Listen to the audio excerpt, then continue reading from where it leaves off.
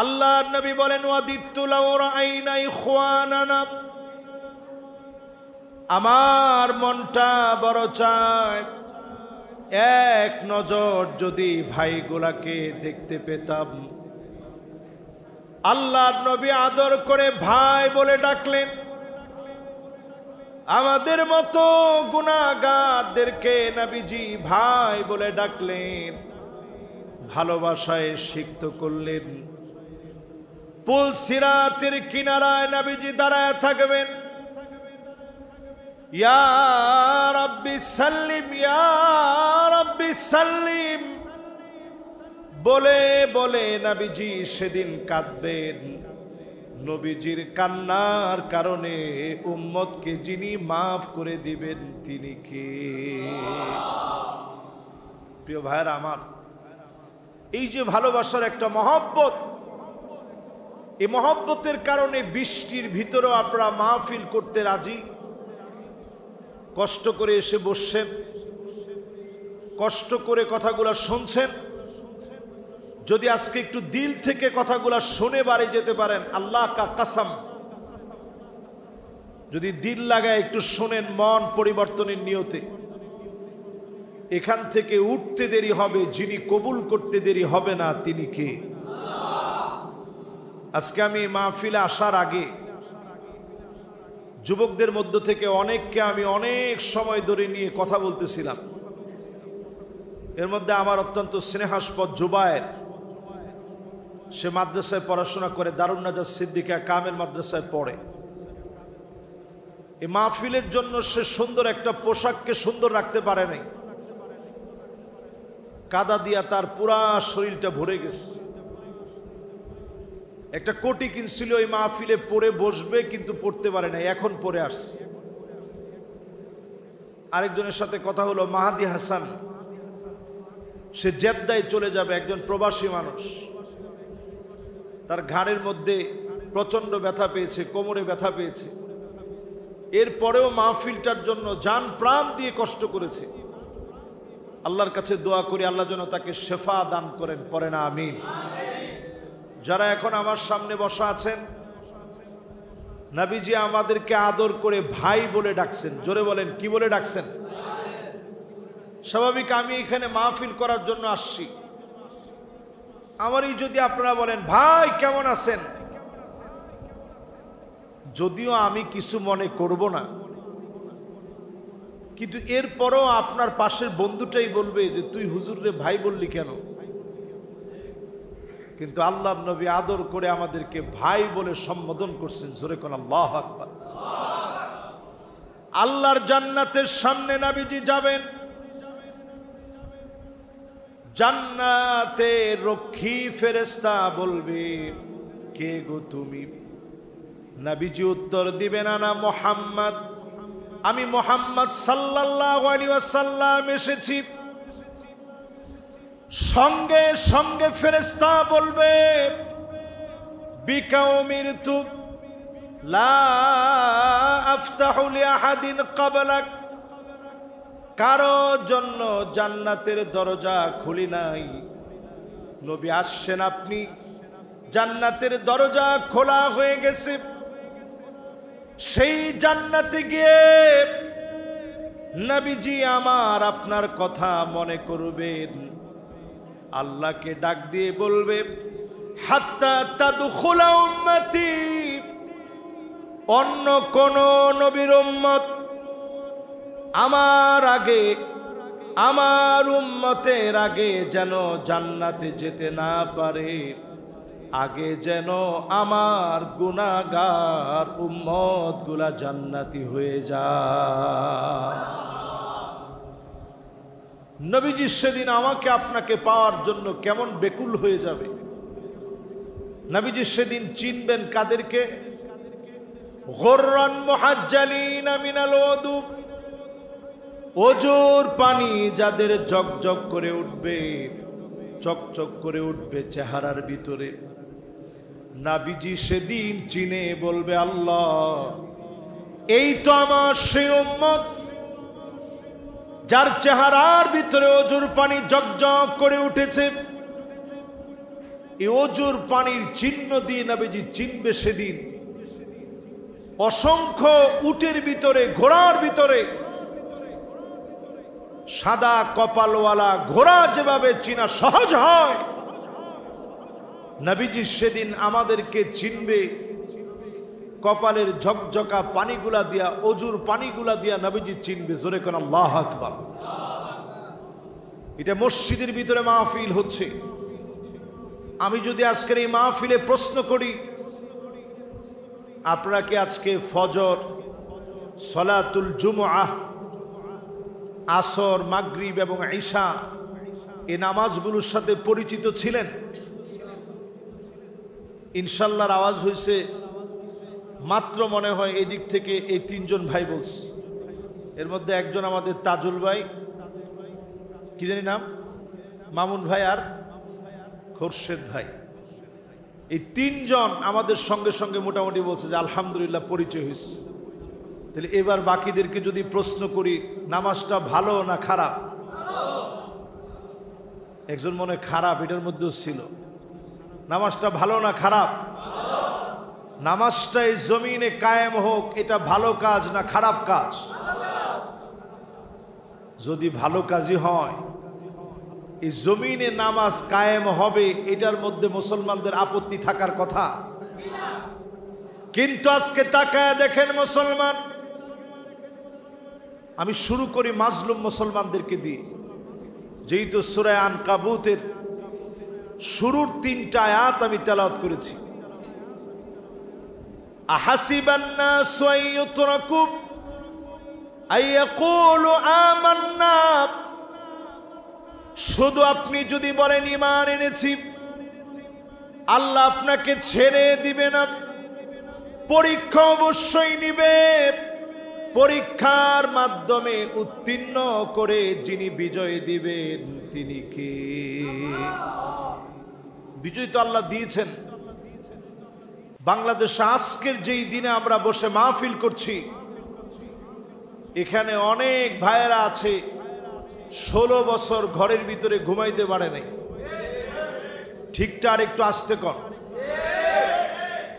ঘরের ভিতরে ঘুমাইতে পারে নাই, থাকতে পারে নাই, ব্যবসা বাণিজ্য কিচ্ছু ছিল না, জীবনের সবটুকুন কোরবানি করে দিয়েছে, যৌবন সবটাই কোরবান করে দিয়েছে জেলখানার ভিতরে।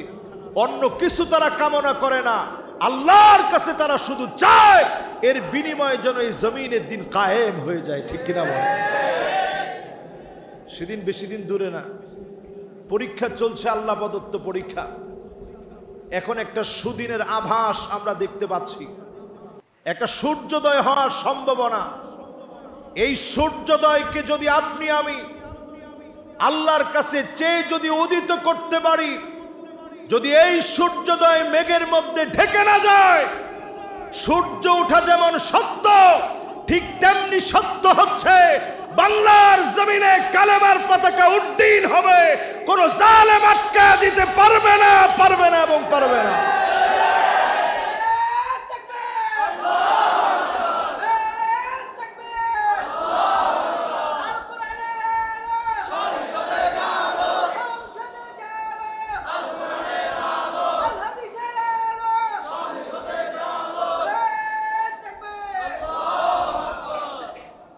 এই যে আজকে আমরা তাকবীর স্লোগান দিলাম, মাশাআল্লাহ। আপনি দেখেন তাকবীরের পাওয়ার কি। তাকবীর দেওয়ার পরেই কিছু ভাইরা এখন আসতেছে, দেখি মাহফিলটার মধ্যে কি হয়েছে। এই তাকবীরটা যদি সংসদে একটু নেওয়া যেত, আমার মনে হয় নতুন করে যে আইনগুলো করা হচ্ছে, যে স্কুলের ভিতরে গানের শিক্ষক দেওয়া হবে, কোরআন শেখানোর শিক্ষক দেওয়া হয় নাই, এরকম স্লোগান যদি 2-1 বার তাদের সামনেও দেওয়া যেত, কসম আল্লাহ এদের হৃৎপিণ্ড কেঁপে যেত। এই রকম আইন অন্তত তারা করতে পারত না। তাহলে নারায়ে তাকবীর স্লোগানের দরকার আছে না নাই? এবার যারা আমার সামনে বসছেন, এই মাহফিল আজকে পরিষ্কার জেনে নেন, পরীক্ষা ছিল, আছে, থাকবে। এই পরীক্ষার মধ্য দিয়ে যিনি দিনকে বিজয়ী করবেন তিনি কে? আহাসিবান নাসু আইয়ুতরাকু আইয়াকুলু আমান্না ওয়া হুম লা ইফতানুন। শুধুমাত্র আপনি ঈমান এনেছেন। আহাসিবান নাসু আইয়ুতরাকু আইয়াকুলু আমান্না ওয়া হুম লা ইফতানুন। শুধু আপনি ঈমান এনেছেন এ কথা মুখে বললে হবে না, পরীক্ষা না হবে।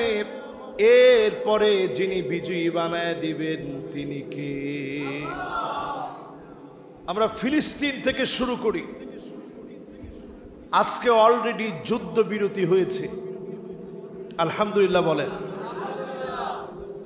গাজায় যুদ্ধ বিরতির পরে আপনারা একটু দৃশ্যের দিকে তাকায় দেখেন, মুসলমান সিজদার মধ্যে লুটায় পড়ছে।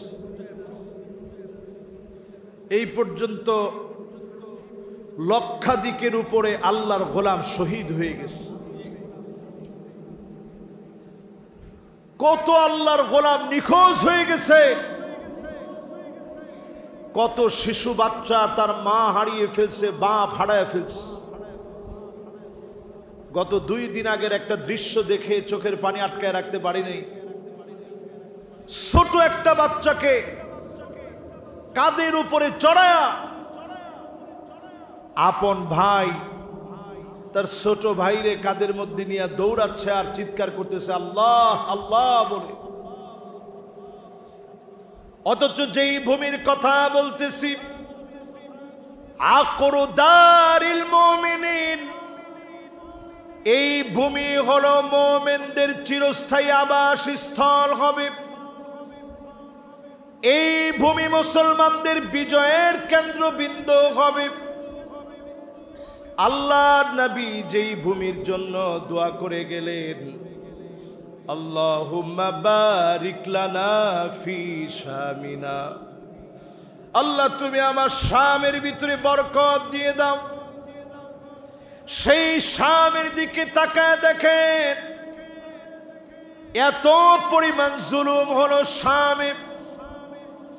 সিরিয়া তছনছ করে দেওয়া হলো, জর্ডানের তেমন অবস্থা ভালো না, লেবাননকে তছনছ করে দেওয়া হয়েছে। আমার ফিলিস্তিনের গাজাকে জমিনের সাথে মিশায়া দিতে চেয়েছে। মুসলমানের পেট পিঠের সঙ্গে লেগে গেছে। ফুটন্ত গোলাপের মতো শিশু বাচ্চা গোলাপ ক্ষুধার যন্ত্রণায় ত্রাহি ত্রাহি করেছে। সারা দুনিয়া যখন মুসলমানদের জন্য এমন, অবশ্যই এই মুসলমানদেরকে আবার যিনি বিজয়ী বানায় দিবেন তিনি কে? নিশ্চিত আজকে লিখে রাখেন, আপনারা আপনাদের চোখে দেখবেন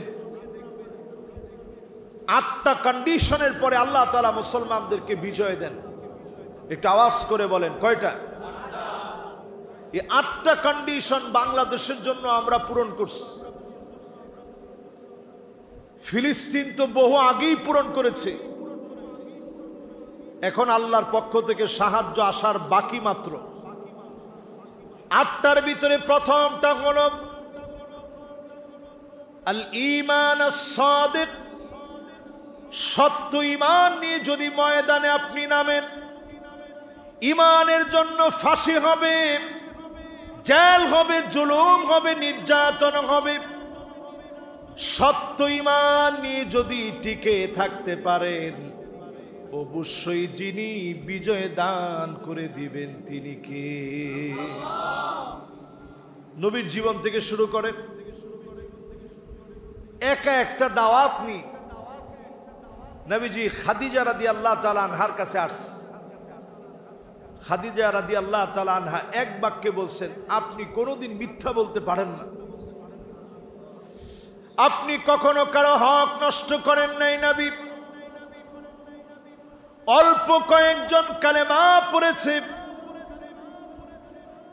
তার মধ্যে আবু বকর কালেমা পড়ে ফেলেছে, উপাধি হলো সিদ্দিক।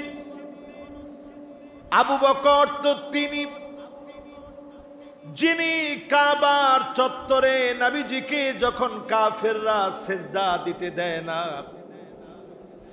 আল্লাহ নবীর কলার ধরে যখন উঁচা করে ফেলেছে, নবীজির মাথার উপরে বুড়ি চাপায় দিয়েছে, আল্লাহ নবী যখন সহ্য করতে পারে না, আবু বকর দৌড়ে এসে নিজের জীবনটা বাজি রেখে নবীজিকে সারায় নিলেন। আবু বকরের চোখের মধ্যে এমন আঘাত করা হয়েছে, আজকে যেই জায়গার ভিতরে তাওয়াফ করেন, এই জায়গায় আবু বকরের চোখ থেকে টপ টপ করে রক্ত ঝরেছে। হযরতে বিলালকে বেদে পিটানো হয়েছে, সুমাইয়া রাদিয়াল্লাহু তাআলা আনহাকে শহীদ করে দেওয়া হয়েছে। এই মসৃণ জায়গার ভিতরে যেখানে আপনি তাওয়াফ করেন, এই জায়গার ভিতরে নবীজির সাহাবীরা কত রক্ত ঝরিয়েছে। এই জায়গাকে যিনি উর্বর করে কবুল করে নিয়েছেন তিনি কে? এবার একটু আপনি হিসাব মিলায় দেখেন, যুগে যুগে সকল জায়গার ভিতরে পরীক্ষা আসে। আইয়ুতরাকু আইয়াকুলু আমান্না ওয়া হুম লা ইফতানুন। পরীক্ষা ছাড়া ঈমান সত্য হয় না, পরীক্ষা দেওয়া লাগে। বাংলাদেশে অনেক বড় পরীক্ষা গিয়েছে, আমরা তেমন ঈমানের অধিকারী হতে পারি নাই। অনেকে হাত দিয়ে দিয়েছে আল্লাহর রাহে, অনেকে পা দিয়ে দিয়েছে আল্লাহর রাহে, অনেকের বুক জাজরা করে দিয়েছে, অনেককে শেষ করে দেওয়া হয়েছে, শহীদ করে দেওয়া হয়েছে। শহীদ আব্দুল মালিক ভাইকে ড্রিল মেশিন দিয়ে মাথা ছিদ্র করে দেওয়া হয়েছে। এই শাহাদতের নাজরানার মধ্য দিয়ে, ফাঁসির দড়ির মধ্য দিয়ে বারবার প্রমাণ হয়েছে, সঠিক ঈমান নিয়ে যদি কাজ করেন, যিনি বিজয় দান করে দিবেন তিনি কে? 8 কন্ডিশনের ভিতরে প্রথম কন্ডিশন হচ্ছে সত্য ঈমান লাগবে। জোরে বলেন কেমন ঈমান? সত্য ঈমান মানে কি? মান ক্বালা লা ইলাহা ইল্লাল্লাহ খালিসান মিন কলবিহি আও নাফসিহি, মন থেকে যদি আপনি কালেমা পড়েন, আজকে যদি কালেমা পড়লেন, আজকে যদি আপনি নও মুসলিম ইসলাম গ্রহণ করলেন, সত্য ঈমানের অধিকারী যদি হতে পারেন, অবশ্যই যিনি মাফ করে দিবেন তিনি কে?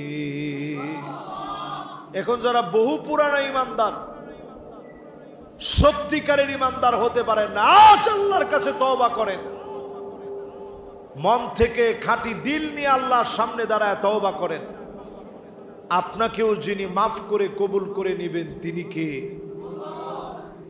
1 নাম্বারটার পরে 2 নাম্বার, আত-তাদহিয়া। দিন বিজয়ের জন্য কোরবানি লাগবে। জোরে কোন কি লাগবে? কোরবানি মানে শুধু খালি গরু কোরবানি দেওয়া না, কোরবানি মানে শুধু খাসি কোরবানি দেওয়া নয়। কোরবানি মানে এমন হতে পারে, ইব্রাহিম আলাইহিস সালাম যেমন স্বীয় সন্তানের গলায় ছুরি চালায় দিয়েছে, জালেম আপনাকে ছুরি চালায় দিতে পারে, কিন্তু আপনি কোরবানি দিবেন, জালেমের সামনে মাথা নত হতে দিবেন না। ঠিক কিনা বলেন? এর নাম কোরবানি। এই কোরবানি অনেকে দিস, আমাদের প্রিয় আল্লামা এমন কোরবানি দিছেন, 13টা বছর জালেমের কারাগারে ছিল। 13টা বছর পরে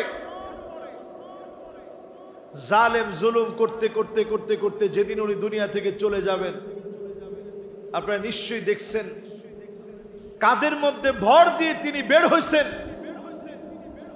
কিন্তু ওনার ঠোঁটের কোনায় একটা জান্নাতি মুস্কি হাসি ছিল। এই হাসিটা প্রমাণ করে দিয়েছে জালেমের জুলম মাজলুমের হাসি কেড়ে নিতে পারে না। অনেক সময় মাজলুমের হাসি জালেমের জন্য পরাজয়ের বার্তা নিয়ে আসে, ঠিক কিনা বলে? একটা হাসি দিয়ে তিনি চলে গেলেন, আর কোনো দিনের জন্য এই ময়দানে কথা বলতে পারেন নাই। আমাদের দিলের একটা আরজি ছিল, তিনি সবার কাছে দোয়া চাইতেন। তিনি বলতেন শেষবারের মতো একটা বার হলেও যেন মানুষের সামনে একটু বইলা যেতে পারে। আরেকটা তিনি দোয়া চাইতেন শেষবারের মতো হলেও আল্লাহর ঘরে গিয়া যেন একটু হাজিরা দিয়ে আসতে পারে। তিনি ওনার জীবনের শেষ দুইটা ইচ্ছা পুরা করতে পারে নাই। তবে আমরা আল্লাহর কাছে কামনা করি আল্লাহর জান্নাতে মনের আরজু আল্লাহ পুরা করে দিবে, বলেন আল্লাহু আকবার। এরপরে আমার ভাইয়েরা 3 নম্বরে আল আখযু বিল আসালিব, কৌশল অবলম্বন করা লাগবে। কৌশল অবলম্বন করা লাগবে বিজয়ের জন্য। এখন যারা আমার সামনে বসছেন, কৌশল অবলম্বন মানে কি? কৌশল অবলম্বন মানে হচ্ছে যারা আপনাদেরকে শত্রু মনে করত, দেখলে পুলিশে ধরায় দিত, আপনি ওই মানুষটারে দাওয়াত দেন। ওয়াইন তুখালিতুহুম ফাইখানুকুম, ওই মানুষটার সঙ্গে আপনি মিশে যান। হতে পারে যিনি আপনাকে এই কৌশল অবলম্বনের দ্বারা তার ভাই বানায় দিবেন তিনি কে? 3 নম্বরের পরে বাকি আছে 5টা। আপনাদের কষ্ট হচ্ছে? 4 নম্বরে প্রিয় ভাইরা আমার, তাগলিবুত তাকসির, আত-তাগাল্লুবু বিত-তাকসির। ইবাদত বন্দেগীতে আগায়া থাকা লাগবে। ফিলিস্তিনের ভাইদের অন্য কোন অস্ত্র নাই, তেমন কিছুই তাদের কাছে নাই, কিন্তু আপনি দেখবেন রাত জেগে মালিকের কাছে তারা চাচ্ছে। অচিরেই দেখবেন যিনি চিরস্থায়ীভাবে বিজয় দিবেন তিনি কে? একটা ক্ষণিকের যুদ্ধ সমাপ্তির ঘোষণা হয়েছে মাত্র, এটা কিন্তু থেমে থাকবে না। আমাদের বাংলাদেশের সম্পদ, মানবাধিকার কর্মী শহীদুল আলম, আল্লাহ পাক তাকে পৃথিবীর সাক্ষী বানায় দিয়েছে। ইসরায়েলের হানাদাররা তাকে অ্যারেস্ট করে নিয়ে গিয়েছিল, তারে ধরে রাখতে পারে নাই, তাকে ছেড়ে দিতে বাধ্য হয়েছে, বলেন আল্লাহু আকবার। জলদস্যু হায়না, মানবতার সবচেয়ে বড় দুশ্মন, নিকৃষ্ট শয়তান ইসরায়েলের পাপিষ্টরা তাকে ধরে নিয়ে গেছিল।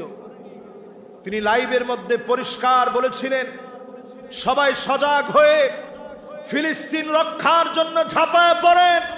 আমার তো মনে হয় এইরকম একজন মানবাধিকার কর্মী আল্লাহ পাক তাকে বিজয়ের জন্য কবুল করে ফেলেছে, বলেন আল্লাহু আকবার। এখন যুদ্ধবিরতি চলতেছে, সেখানে ওনাকে অলরেডি ছেড়ে দেওয়া হয়েছে। তিনি তুরস্কে অবস্থান করছেন। এই প্রেক্ষাপট দেখে আমার কাছে মনে হচ্ছে সেই দিন বেশি দূরে না, সারা দুনিয়া ইসরায়েলকে বয়কট করবে।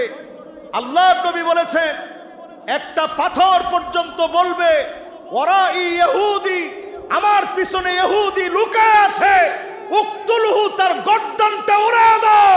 দিক দিগন্তে একটা জায়গাতেও ইহুদিদের স্থান হবে না, হবে না, হবে না। শুধু একটা মাত্র গাছ যেটা ইহুদিদের পরিচয় বলবে না, এই গাছের নাম হচ্ছে গারকাদ। গরকদ নামক এই গাছ ইহুদিদের পরিচয় গোপন রাখবে, আর সব তাদের পরিচয় বলে দিবে। প্রিয় ভাইরা আমার, এর দ্বারা বোঝা যায় ইহুদিরা এতটাই নিকৃষ্ট, দুনিয়ার সব সৃষ্টি ইহুদিদেরকে মানুষের সামনে সেদিন উন্মুক্ত করে দিবে। সব সৃষ্টি সেদিন ইহুদিদের পরিচয় উন্মুক্ত করে দেওয়ার কারণে সবাই সেদিন ইহুদিদেরকে চিহ্নিত করবে শুধু গরকত গাছ ছাড়া। বর্তমানে ইসরায়েল সবচেয়ে মেগা প্রজেক্ট হাতে নিয়েছে, বিলিয়ন বিলিয়ন টাকা খরচ করে শুধুমাত্র গরকত গাছ তারা লাগাচ্ছে। তাদের মনের একটা চিন্তা হলো যে গরকত গাছ বেশি করে লাগাই, তাইলে অন্তত যেদিন মুসলমানরা ক্ষেপে আসবে পাথর বলে দিবে, গাছের পিছনে যদি লুকায় থাকি অন্তত বাঁচা যাবে। কিন্তু অবশ্যই যেখানে তারা লুকায় থাকুক অবশ্যই তাদেরকে চিহ্নিত করে যিনি তাদেরকে হারায় দিবেন, মুসলমানদেরকে বিজয়ী বানায় দিবেন, তিনি কে? চতুর্দিক থেকে মুসলমানদেরকে আল্লাহ বিজয়ী বানাবেন। আমরা কয় নাম্বার বলতেছিলাম, আপনাদের খেয়াল আছে? কয় নাম্বার? 1 নাম্বার বলেন তো কি লাগবে? সত্য ঈমান। কি ঈমান? 2 নাম্বার কি লাগবে? হ্যাঁ, কোরবানি লাগবে। কি লাগবে? কোরবানির পরে 3 নাম্বার বলছিলাম কৌশল অবলম্বন করা লাগবে। 4 নাম্বারে বলছিলাম আত-তাগাল্লুব আলা তাকসির, আমাদেরকে অবশ্যই ইবাদতে এগিয়ে আসতে হবে। 5 তারিখের আগে যেমন ঘরের ভিতরে ঘুমাতে পারেন নাই, সেজদা অবনত হয়ে আকাশের দিকে তাকায় কাঁদছেন, সেজদা অবনত হয়ে আল্লাহর কাছে কান্নাকাটি করেছেন, আকাশ দেখলেই মালিকের সেজদায় পড়ে আল্লাহর কাছে কেঁদেছেন, সেই মালিকের কাছে এখনো কাঁদেন। বাংলাদেশের পরিস্থিতি ভালো হয়ে যায় নাই। বাংলাদেশের পরিস্থিতি ভালো হওয়ার পথে, যদি এই জায়গায় মিস্টেক হয়ে যায় এমন সময় আসবে ইখতিলাফ করার, মতানৈক্য করার সময় পাবেন না, মাথা কেটে নেওয়া হবে, টুপি পরার মতো সময় থাকবে না। ঠিক কিনা বলে? প্রিয় ভাইরা আমার, 4 নাম্বারের পরে 5 নম্বরে আত-তাওবা ওয়াল ইসলাহ, তাওবা করেন আল্লাহর কাছে, সংশোধনের পথে আসেন। বদরের প্রান্তে নবীজি বিজয় অর্জন করার পরে জিহাদ আকবরের কথা কেন বললেন? কারণ আপনার মন যদি ঠিক না হয় জিহাদের স্পিরিট নষ্ট হয়ে যাবে। এই জন্য মনটাকে ঠিক বানায় নেন। প্রতিদিন মনে করেন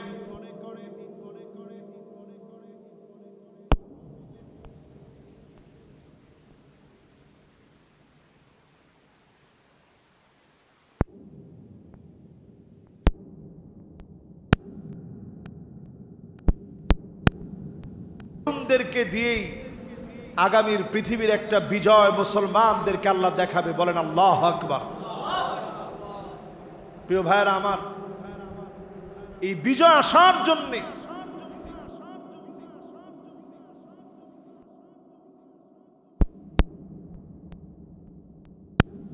হবে দৃঢ় পদে ইমানের পথে থাকা লাগবে।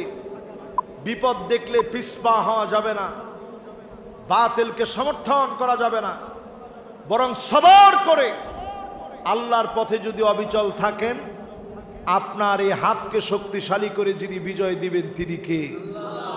আজকের ইউরোপের দিকে তাকায় দেখেন, এই ইউরোপকে মুসলমানরা শাসন করেছে 711 সাল থেকে নিয়ে 1492 সাল পর্যন্ত, সুদীর্ঘ 781 বছর মুসলমানদের শাসন চলেছে।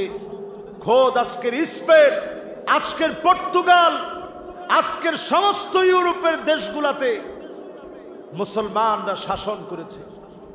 কতদিন শাসন ছিল? যতদিন মুসলমান ঐক্যবদ্ধ ছিল। কবে মুসলমানের শাসন শেষ? মুসলমান যখন দলে দলে বিভক্ত হয়েছে। আজকে বড় পরিতাপের বিষয়, আমরা যারা এই মাহফিলে বসছি আমাদের জন্য বড় আফসোসের বিষয়,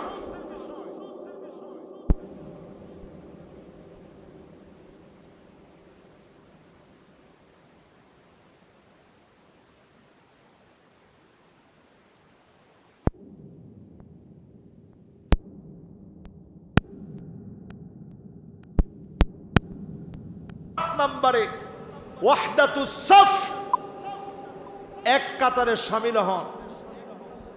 কোরআনুল কারীম থেকে স্মরণ করেন, আল্লাহ পাক আয়াত নাজিল করলেন, কুল হুয়াল কাদিরু আলা আন ইয়াবআসা আলাইকুম আযাবাম মিন ফাওকিকুম।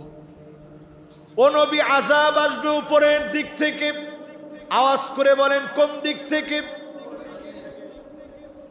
নবীজির বড় মায়া লেগে গেছে, আল্লাহ আমার উম্মতকে যদি উপরের দিক থেকে আযাব দেন, আমি উম্মত পামু কই? আল্লাহ উপরের দিক থেকে উল্টা পাল্টা করলে আল্লাহ আযাব দিয়েন না, মাফ করে দেন আমার উম্মতকে। আল্লাহ পাক জানায়া দিলেন, আও মিন তাহতি আরজুলিকুম। ও নবী, অন্যায় করলে নিজ দিক থেকে শাস্তি আসবে। ঝড় হবে, ঘূর্ণিঝড় হবে, টর্নেডো হবে, সাইক্লোন হবে, আমপান হবে, নার্গিস হবে, একটার পর একটা আযাব আসবে। ও নবী, বাঁচার তো কোনো উপায় নেই। আপনার উম্মত উল্টাপাল্টা করলে আমি আল্লাহ শাস্তি দেব। নবীজির বড় মায়া, আমাদেরকে দেখে নাই, তারপরেও বলতেছে, আল্লাহ একটুখানি উম্মতরে মাফ করে দেন, এত বড় শাস্তি দিয়েন না। আল্লাহ রাব্বুল আলামিন এবার আয়াত নাযিল করলেন, আও ইয়ালবিসাকুম শিয়াব। ও নবী, আপনার উম্মত দলে দলে বিভক্ত হয়ে যাবে।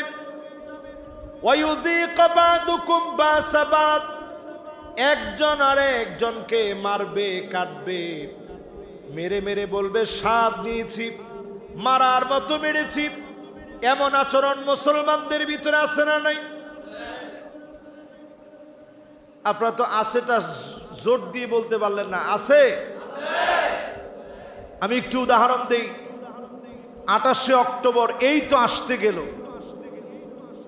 28শে অক্টোবরে বাংলাদেশের সবচেয়ে ন্যাক্কারজনক ঘটনা, লগি বৈঠা দিয়ে পিটা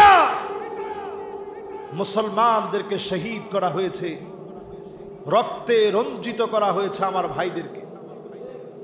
আচ্ছা, যারা মারছে, আমরা কি এটা বলতে পারবো যে এই লোকগুলা হিন্দু, এ লোকগুলো খ্রিস্টান, এ লোকগুলা বৌদ্ধ, এ লোকগুলা ইহুদি? এই লোকগুলাও দাবি করে আমরা মুসলমান। তারা আমার ভাইগুলারে পিটায় মারছে, লগি বৈঠা দিয়ে পিটায় পিটায় মানুষ মেরেছে। প্রত্যেকটা 28শে অক্টোবর আসলে এটা মনে করায় দেয়, কোরআনুল কারীমের আয়াতে কারীমা শুধু দ্বিধা বিভক্তি না, বরং একজন আরেকজনকে মেরে এই মারার পরে আনন্দ করবে। এরপরেও নবীজি আল্লাহর কাছে বললেন, আল্লাহ আগের দুইটার চাইতে এটা তো একটু সহজ। আসমান থেকে আযাব আইসা যদি সব মরে যায়, তা আমি উম্মত পাবো কই? জমিন থেকে আযাব এসে যদি সব মরে যায়, আমি উম্মত কই পাবো?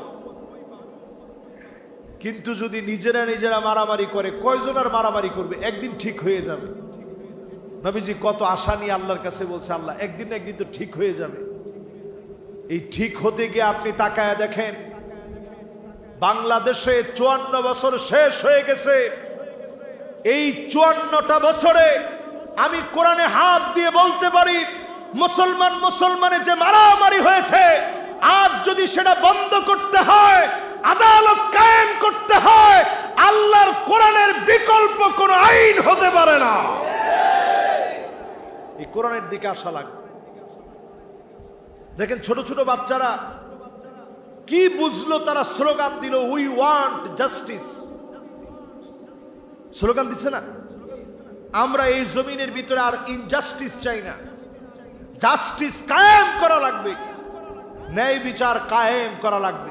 ছোট ছোট বাচ্চারা স্লোগান দিল। এটার আরবি করেন, আরবি হচ্ছে আদালাহ। আরবি কি? ইনসাফ। আম্মাজান বলেন, মা কামা রাসূলুল্লাহ সাল্লাল্লাহু আলাইহি সাল্লাম আলাল মিম্বার। এই যে আমার হাতের পাশে মিম্বার, এটা মিম্বার দেখছেন? আজকে আপনাদের খতিব সাহেব হুজুর মিম্বারে উঠছে না, আম্মাজান বলতেছেন মা কামা রাসূলুল্লাহ সাল্লাল্লাহু আলাইহি সাল্লাম আলাল মিম্বার, নবীজি জীবনে কোনোদিন মিম্বরে দাঁড়ায় নাই, যখনই দাঁড়াইছে নবীজি বারবার আদালতের কথা বলছে। কারণ যেই সমাজের ভিতরে আদালত নাই ওই সমাজের ভিতরে মানুষ বাঁচতে পারে না, ঠিক কিনা বলেন? এজন্য আমাদের সমাজের ভিতরে এমন হয়েছে, আজকে এক ভাই গল্প করতেছিল, এখানের যিনি এমপি ক্যান্ডিডেট, জামাত ইসলামের যিনি এমপি ক্যান্ডিডেট, ওনার গল্প বলতেছিল। ওনার গল্প ছিল এমন, তিনি উমরা থেকে আসছেন, আসার পর পুলিশের ভাইয়েরা ওনার কাছ থেকে জমজমের পানি, খেজুর সব হাদিয়া আনছে। হাদিয়াটা দিয়ে এনে রাত 12টার সময় গিয়ে বলতেছে এখন আপনারা সময় নেই, চলেন আমাদের সাথে। উনি আর দেরি করে নাই, বলছে একটু 5টা মিনিট সময় দেন, এরপরে একসাথে যাচ্ছি। 5টা মিনিট পরে একসাথে যাচ্ছি। চিন্তা করে দেখেন, যাদেরকে ওমরা পর্যন্ত আটকাতে পারে না, যারা জমজমের পানি পাওয়ার পরও একটু পরে মনে রাখে না এই জমজম মুসলমানের ইতিহাসের বিজয়ের সাক্ষী, জোরে কোন আল্লাহু আকবার।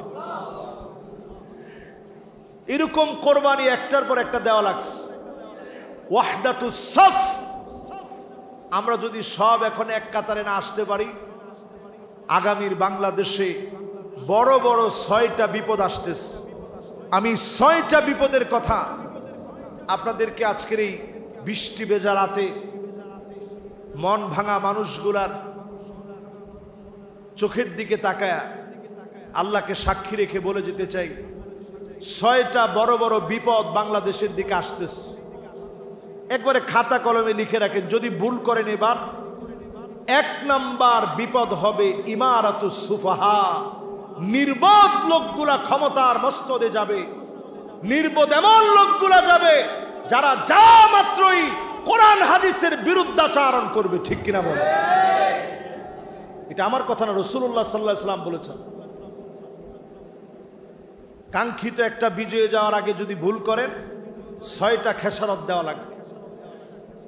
2 নাম্বার খেসারত দেওয়া লাগবে কাসরাতুস শারত, নতুন নতুন শর্ত দিয়ে ইসলামকে কোণঠাসা করা হবে। আগে যেমন রাজাকার বলা হতো, নতুন রূপে নানান শব্দ বলে আলেমদেরকে থামা দেওয়ার চেষ্টা করা হবে। এটা নতুন কৌশল, এই একের পর এক কৌশল নতুন করে আত্মস্থ করা হবে, ঠিক কিনা বলে? এটা 2 নাম্বার আমাদের উপরে অর্পিত আযাব। 3 নাম্বার বিয়াউল হক, টাকার বিনিময়ে আইন আদালত বিক্রি হয়ে যাবে। ঠিক বলছে এখন একজনে, বাকিরা কি বলেন? অলরেডি এখন গেলে দেখবেন মামলার কোনো হদিস নেই, টাকার বিনিময়ে সব বিক্রি হয়ে যাচ্ছে। এখনো যিনি এতদিন ধরে মানুষকে জেল খাটাইল, নির্দোষ মানুষগুলাকে ফাঁসি দিল, তার বিচারের ব্যাপারে কোনো রায় তেমন আমরা শুনিনি।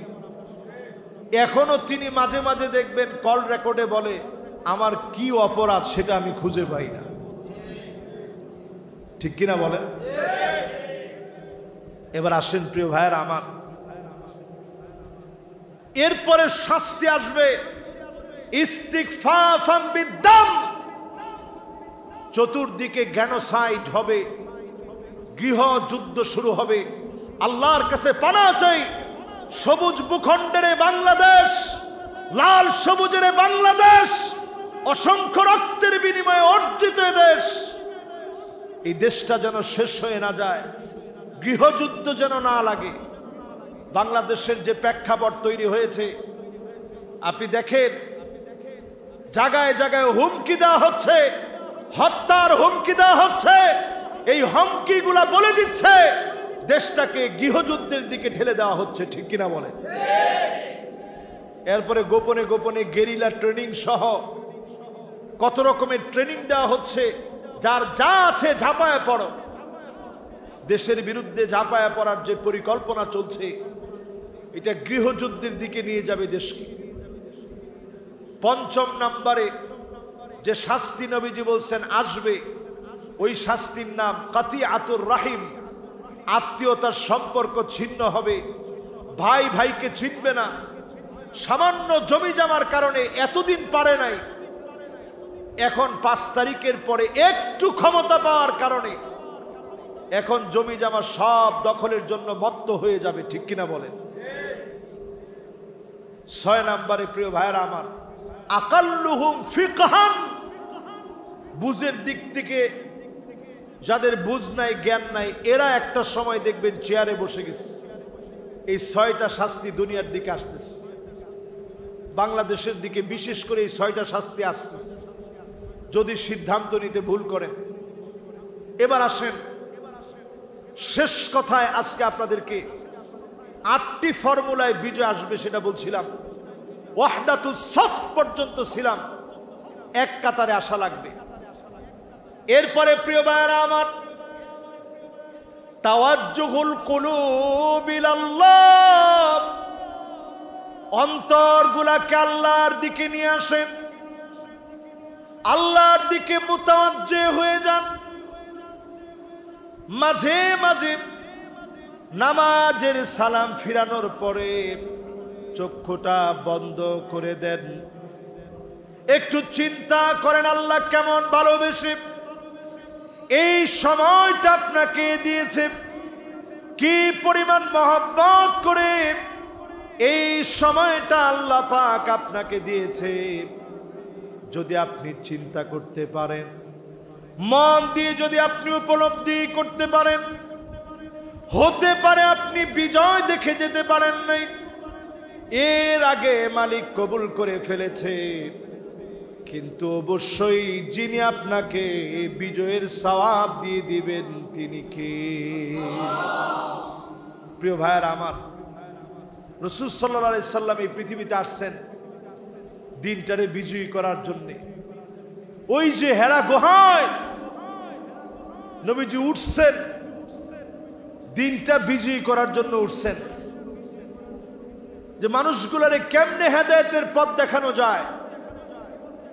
ওইখান থেকে যখন নবীজি নিয়ে আসলেন, ইকরা বিসমি রাব্বিকাল্লাযী খলাক খলাকাল ইনসানা মিন আলাক, আল্লাহর নবী যখন নিয়ে ফিরে আসলেন,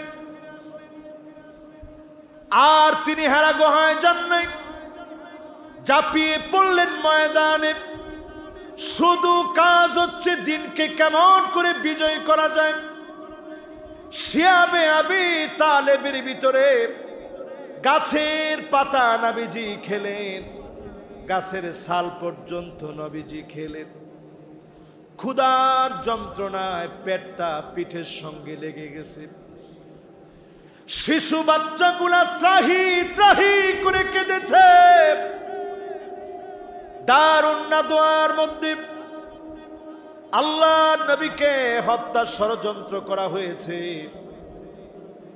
তায়েফের প্রান্তে নবীজি রক্তাক্ত হয়েছেন, জুতা মুবারক আটকে গিয়েছে। একবারের জন্য নবীজি বদদুয়া দেন নাই। আল্লাহ নবী বারবার আল্লাহর কাছে বলেছি, ইন্নী লানুবাস লাআন,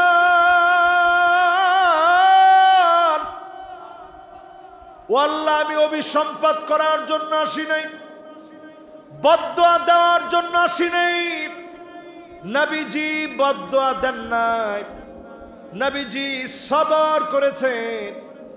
আল্লাহ পাক যখন আয়াত নাজিল করেছেন, وَإِذْ يَمْكُرُ بِكَ الَّذِينَ كَفَرُوا لِيُثْبِتُوكَ أَوْ يَقْتُلُوكَ أَوْ يُخْرِجُوكَ, ও নবী তারা আপনাকে জেলখানায় বন্দী করবে, হত্যা ষড়যন্ত্র করবে, আপনার নিজের বাড়িঘর থেকে বের করে দিবে। আল্লাহর নবীর বুঝতে বাকি নাই, আল্লাহ নবীকে তারা বের করে দিয়েছে। নবীজি আমার হিজরত করলেন, মদিনায় চলে গেলেন। সঙ্গে ছিল আবু বকর। আবু বকর পুরাটা পথ নবীজির দিকে তাকায় ছিল। আবু বকরের একটা ইচ্ছা ছিল নবীজির দিকে তাকায় থাকা। সারাটা পথ ধরে আবু বকর নবীজির চেহারার দিকে তাকায় ছিলেন। আল্লাহর নবী একটা জায়গায় বিশ্রাম নিয়েছেন, জায়গাটার নাম ইস্তেরাহা। আপনারা মদিনায় গেলে দেখবেন ওই জায়গাতে পর্যন্ত আল্লাহর নবী বিশ্রাম নিয়েছিলেন। আবু বকর নবীজির চেহারার দিকে বারবার তাকায় ছিলেন। যে আবু বকর নবীজিকে দেখলে ভালো লাগতো, নবীজির দিকে যে আবু বকর তাকায় তাকায় কাটায় দিতেন, সেই আবু বকর রাদিয়াল্লাহু তাআলা আনহু হিজরতে নবীজির সঙ্গী হলেন। 10টা বছর পরে বিজয়ী বেশে যিনি ফিরায় দিলেন তিনি কে? চিন্তা করেন, বাংলাদেশের জন্য 16টা বছর পার হয়ে গেছে, এখনো কি আমরা আশা করতে পারি না আগামী দিনটা বিজয়ের দিন? জোরে বলেন, এটাকে আমরা আশা করতে পারি না ইনশাআল্লাহ? আজকের এই মসজিদের মাহফিল থেকে পরিষ্কার ভাষায় আমরা বলতে চাই, সব দেখা শেষ, সামনে হবে আল কোরআনের বাংলাদেশ। ঠিক কিনা বলেন? এই কথার সাথে আপনারা কি একমত? নবীজি হাদিসের মধ্যে বলে গেছেন 5টা শাসন আসবে। আমি আমার শেষ এই হাদিসের মাধ্যমে আলোচনার ইতি টানতে চাই। অনেক রাত করে আপনাদেরকে কষ্ট দিয়ে, লম্বা সময় আপনাদেরকে নিয়ে কষ্ট দিয়ে ফেললাম। শেষ এই হাদিসটার মধ্য দিয়ে আমি ইতি টানতে চাই। 5টা শাসন এই পৃথিবীতে আসবে, নবীজি বলে গেছেন। 1 নাম্বার শাসন হবে সুম্মা তাকুনু নাবুওয়া ফীকুম মা শা আল্লাহ আন তাকুন। এই জমিনের বুকে নবুয়তের শাসন আসবে, বলেন আল্লাহু আকবার। নবী চলে গেছেন, আর কোন নবী কিংবা রাসূল কোন দিনের জন্য, এক মুহূর্তের জন্য এই পৃথিবীর কোন ভূখণ্ডের কোন স্থানে আর কোন দিন আসবে না। শেষ নবী, উম্মতের কান্ডারি নবী, যে নবীর পিঠের মধ্যে খাতমে নবুয়তের সিলমোহর ছিল, কাযিররিল হাজালা, কবুতরের ডিমের মতো একটা মোহর মারা ছিল, সেই নবী আমার শেষ নবী এই পৃথিবীতে আসছেন। আর কোন নবী রাসূল পৃথিবীতে আসবে? তিনি খাতামুন নবী, খাতামুন নবিয়্যিন, সমস্ত নবীদের শেষ নবী তিনি। তাহলে এই শাসন শেষ। আল্লাহর হাবিব তারপরে বললেন সুম্মা তাকুনু খিলাফাতান আলা মিনহাজিন নবুওয়া। খিলাফত প্রতিষ্ঠা হবে, খুলাফায়ে রাশিদিনরা শাসন করবে। 32 বছর 6 মাস ধরে হাসান রাদিয়াল্লাহু তাআলা আনহু পর্যন্ত, আবু বকর রাদিয়াল্লাহু তাআলা আনহু, ওমর রাদিয়াল্লাহু তাআলা আনহু, ওসমান রাদিয়াল্লাহু তাআলা আনহু, আলী রাদিয়াল্লাহু তাআলা আনহু, হাসান রাদিয়াল্লাহু তাআলা আনহু পর্যন্ত 32 বছর 6 মাস চলল। 1 টাকার দুর্নীতি কেউ প্রমাণ করতে পারে নাই। যিনি এই সময়টাকে স্মরণীয় বানায় দিলেন তিনি কে? এই শাসন শেষ। 5টা শাসনের মধ্যে 2টা চলে গেছে, বাকি আছে কয়টা? 3 নাম্বার শাসন সুম্মা তাকুনু মুলুকান আবান। রাজতন্ত্র আসবে পৃথিবীতে। রাজতন্ত্র আসছে, এটা তো আজকের না, বহু আগ থেকে, আজও চলতেছে। তবে খুব বেশি দেশে নাই, অল্প কয়েকটা দেশে এখন আছে। কারণ রাজতন্ত্রের পরের ধাপ রাজতন্ত্রওয়ালারা চালু করে ফেলছে। ৪র্থ নম্বরে নবীজি বলছেন সুম্মা তাকুনু মুলুকান জাবারিয়া, একটা সময় আসবে স্বৈরা শাসকদের সময়, যখন আলেমদের উপরে জুলুম অত্যাচার, নির্দোষ মানুষকে যখন জুলুম অত্যাচার করা হবে, ওইটা হবে স্বৈর শাসন। ঠিক কিনা বলেন? তাহলে রাজতন্ত্র থেকে অলরেডি জুলুমতন্ত্র আর স্বৈরাতন্ত্রের বিচার আমরা দেখছি। বাংলাদেশ দেখছে 16টা বছর। কত বছর? সবাই কোন কত বছর? 16টা বছর ধরে এই রাজতন্ত্রের পরে স্বৈরা শাসন চলছে। ওইটাও কাইন্ড অফ রাজতন্ত্র, শুধু নিজের নিজের নাম, নিজের পরিবারের নাম। চলতে চলতে নবীজি বলছেন সুম্মা ইয়ারফাউহাল্লাহ, এরপরে আল্লাহ টেনে উঠায় নেবেন। আল্লাহ যেদিন টান মেরে উঠায় নেবেন, গরম গরম ভাত থাকবে, প্রশাসন তাকায় থাকবে, বাহিনী স্যালুট দেওয়ার জন্য থাকবে, কিন্তু ওই গরম ভাত খাওয়ার সৌভাগ্য আর হবে না। ঠিক না ভাই? আল্লাহ উঠায় নিছে। এখন 4টা যদি শেষ হয়ে যায়, বাকি থাকে কয়টা? বাকি শেষ একটা শাসন এই পৃথিবীর জন্য এখন তাকায় আছে, বাকি আছে। আল্লাহর হাবিব বলেন সুম্মা তাকুনু খিলাফাতান আলা মিনহাজিন নবুওয়া, আবার এই পৃথিবীতে কোরআন সুন্নাহ অনুযায়ী রাষ্ট্র পরিচালিত হবে। আমার তো মনে হয় এবার যদি আপনারা স্বপ্ন দেখতে পারেন, এবারের স্বপ্ন এমন হয়ে যেতে পারে পার্লামেন্টে আল্লাহর কোরআন যেতে পারে, নবীর হাদিস যেতে পারে, বিচার বিভাগীয় আইন আদালত কোরআন দিয়ে চলতে পারে। ঠিক কিনা বলেন? যদি আপনারা সবাই বুঝে থাকেন, একটু হিসাব নিকাশ করে বলেন, এ কথা কি আমার না রাসূলুল্লাহ? কোরআন সুন্নাহর কথা বলতে কি বিজয় আসবে 8টি ধাপে, 8টা পদক্ষেপের পর 5টা শাসন আপনাদেরকে শোনানোর চেষ্টা করলাম। এবার আসেন শেষ কথায়, যুবকদের জন্য অল্প কয়েকটা কথা বলি। আমার প্রিয় যুবকেরা, এই মাহফিল যেই যুবকেরা আয়োজন করেছে, বহু যুবক এখন বিপদগামী হয়ে যাচ্ছে। যুবকদের বিপদগামী হওয়ার অন্যতম হাতিয়ারের নাম ফ্রি ফায়ার আর পাবজি। আর একটু আসতে বলেন। যুবকদের বিপদগামী হওয়ার অন্যতম হাতিয়ারের নাম ফ্রি ফায়ার, পাবজি। এরপর যুবকদের ধ্বংস হওয়ার আরো একটি হাতিয়ারের নাম, যে সমস্ত মুভির সাইটগুলো আছে, আল্লাহর ঘর মসজিদ যেহেতু সব কথা আমি এখানে উচ্চারণ করলাম না,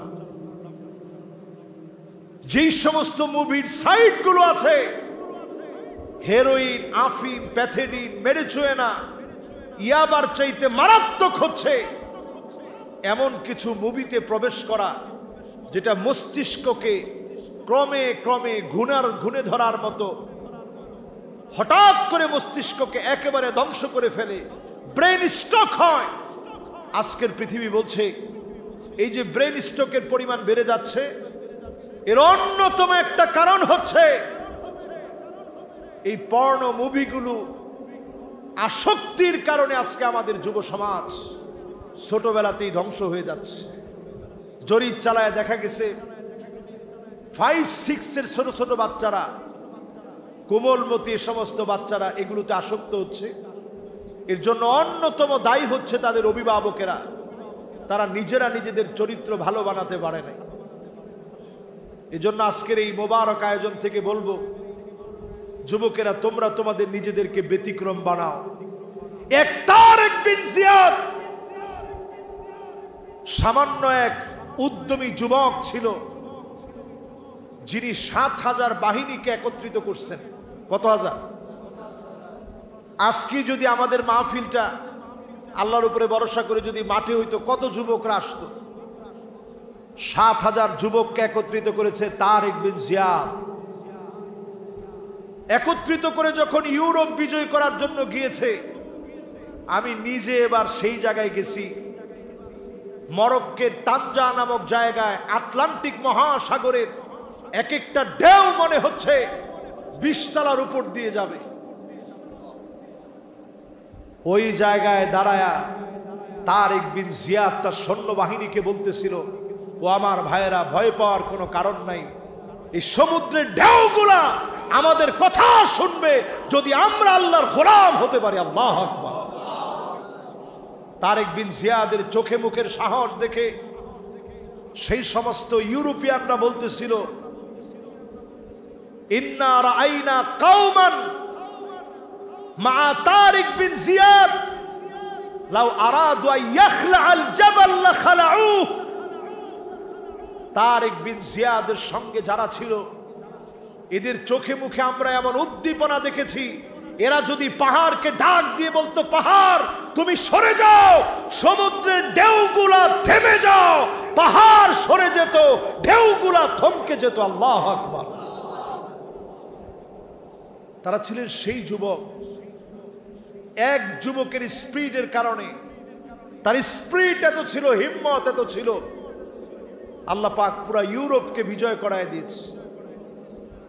আজকে এখানে যতগুলা যুবক আমরা বসা আছি, চুল কাটা থেকে শুরু করে আমার প্রত্যেকটা আখলাকে রাসূলুল্লাহর সুন্নাহ যেন থাকে। এই যে দেখেন, আমার পকেটে এখনো একটা অস্ত্র আছে। এটার নাম কি? এটার নাম মিসওয়াক। বলেন কি? তাবুকের যুদ্ধে মুসলমানদের তেমন কোনো অস্ত্র লাগে নাই, শুধু এই মিসওয়াক ব্যবহার করেছে।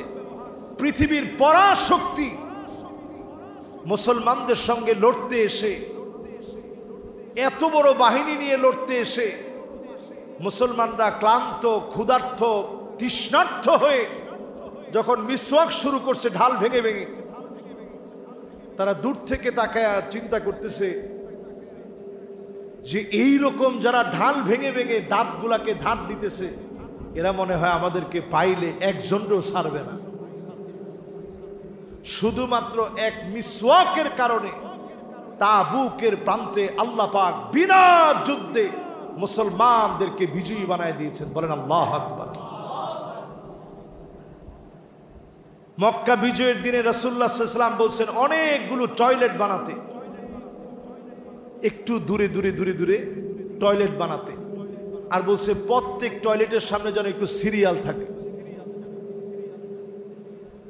কাফেররা দূর থেকে উকি দিয়ে দেখে বিশাল বাহিনী, এই বিশাল বহরের সঙ্গে উকি দিয়ে দেখে এক এক টয়লেটের সামনে লম্বা লম্বা সিরিয়াল। দেখে তারা চিন্তা করছে, বাপরে বাপ, কি পরিমাণ আসছে,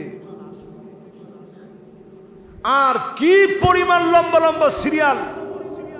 তাহলে ঘরের ভিতরে না জানি কি অবস্থা, বাইরে যদি এমন সিরিয়াল হয়, ভিতরে না জানি কি অবস্থা, আশেপাশের গার্ড না জানি কেমন আছে।